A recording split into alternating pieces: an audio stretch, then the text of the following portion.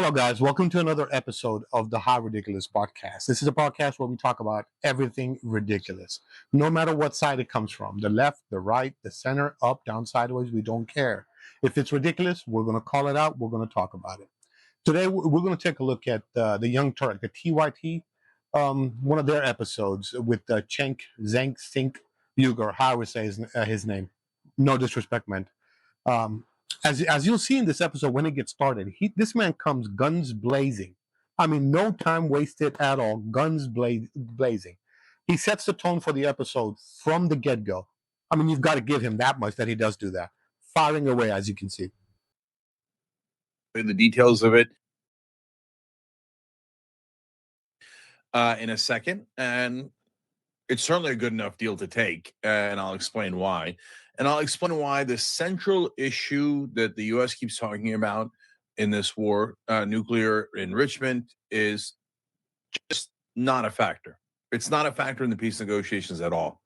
So obviously, everything the U.S. and Israel are saying is lies to begin with, but I'm going to prove that that's a lie and not a real issue in this situation. And then I'm going to. He's saying here that is that you can't really trust the U.S., but you can't trust the Iranians. I guess that's what he's trying to say.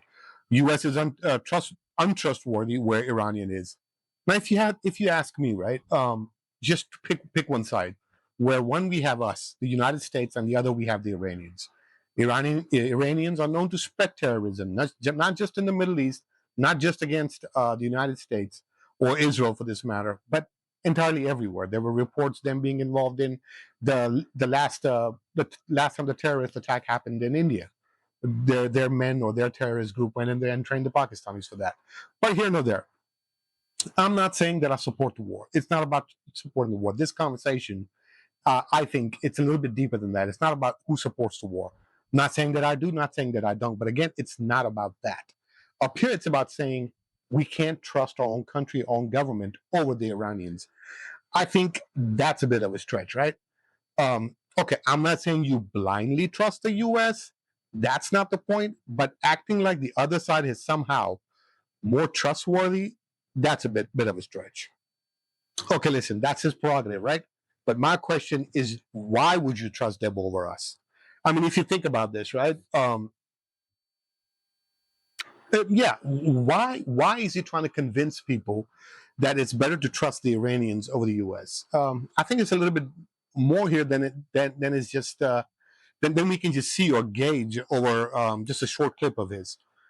Again, let me know what you guys think. My take on this, I think he's flat out wrong. I don't see how you can honestly have, if you had the United States and the Iranians on the table, you say you trust the Iranians over the U.S. That's exactly what it sounds like to me. But again, if I'm missing the point, let me know in the comments. Let me know what you guys think.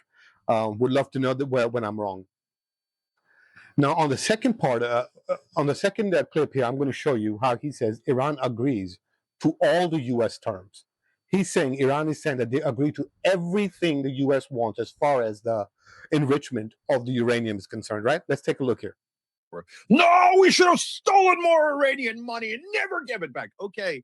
Yeah, but remember, we're supposed to be the good guys, the shining city on a hill, etc. So Iran is saying, hey, can you give our crap back to us in the midst of this deal? And we're going to get rid of our entire nuclear enrichment program, other than, absolutely like clearly defined energy program, fully verified, right? So that's why, guys, the nuclear issue is not an issue at all.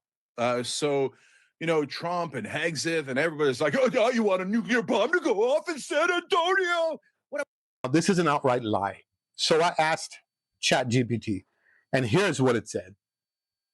And it's not just chat, it's all over international media. My question, though, again, here is, why is Cenk saying this? I mean, this seems to be an utter lie. It's a bold-faced lie, if you think about it. I mean, all the reports are saying one thing. The entire international media or news community is saying one thing. ChatGPT here, again, like you saw, is saying one thing. But Cenk Uygur wants you to believe something different, right? The question is, why? Why is he so convinced on saying this? Okay, let's take a look at a little bit more here. We'll give it up. By the way, they already gave it up to Obama. This is the deal under Obama. It ended their nuclear Well, they never had a nuclear weapons program. They ended their nuclear enrichment program, of this strictly controlled by international partners for guaranteed for energy. So they would go back to the Obama deal. They never really wanted to enrich. It was just for leverage. Okay. And so at this point, they have said yes, a 15-year moratorium. That is unbelievable. So if nuclear was our actual concern, we'd grab that deal. That deal is, you can't beat that deal. They're saying we're not going to do, we're not, 3.67% enrichment is nothing. He says here that Iran ended the enrichment program with Obama. Come on now. Uh, no, no, that never happened, right? And I'll show you again. Take a look here as well, right? Iran never agreed to that. Iran never did it. And again, how do you trust a regime that when it came time for the IAE inspectors to come in, that's the international body that checks the uranium levels and such things, they were being blocked. They were blocked so many times, so many instances where they were blocked. And it's not just us, the entire world knows this was happening, right? So again, the question arises, why is Cenk hell bent on showing us that you can trust the Iranians, that they are ready to give up the uh, enrichment program, and in his words, how we can't trust the U.S. F Trump, F the U.S. Iranians are the great person, the great civilization, or whatever the hell he goes on about. Right? He actually turns red. My God. Um, and another question arises, right? If they are being so open and they want to be accepted and are that trustworthy, what are they doing building these enrichment sites so far underground? I mean, so far underground that the satellites can't even detect what's actually happening there, right? Now, the whole point is if you aren't trying to hide something, wouldn't you be more forthcoming of it? If you want to be accepted by the international community, would you block the inspectors or would you actually invite them more than you needed to show the world, hey, listen, I'm on an up and up? But is Iran doing that? Has Iran ever done that in the past? No.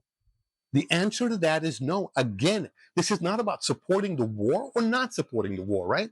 This is about the point he's talking about, which is the uh, enrichment program of the uranium, which is the sticking point right now, where he is clearly saying that we're stupid, the US is stupid, Iran is actually giving us what we want, but we refuse to do it because we want to fight them and waste more money. Because Iranians are so nice that they're saying, guys, stop all this. We've been ready. We've been ready since the Obama times. But yet we're hiding things from you. So, no. Again, he's so funny with his facial expressions, right? Let's listen to a little bit more. Well, from the river to the sea, but this is like, they were like, oh, it's so terrible. The Palestinians would want to be free, from the river to the sea. And they're like, no, no, no, way larger. Okay, from the Euphrates to the Nile, the Israelis will not be free, and neither will the Arabs. Whoa, did you catch that? Did he just say that the chant from the river to the sea, the Palestinians are just saying because they want to be free? It almost sounds like he's taken up for that chant. I don't know. Did he forget when that chant was used last? During October 7th? Does he remember what happened during the October 7th? Does he not remember who backed the Palestinians or where they were funded from? Who commit the October 7th atrocities against the Israelis, the innocent Jews? Again, just saying. They've always not just that river to the sea thing, right?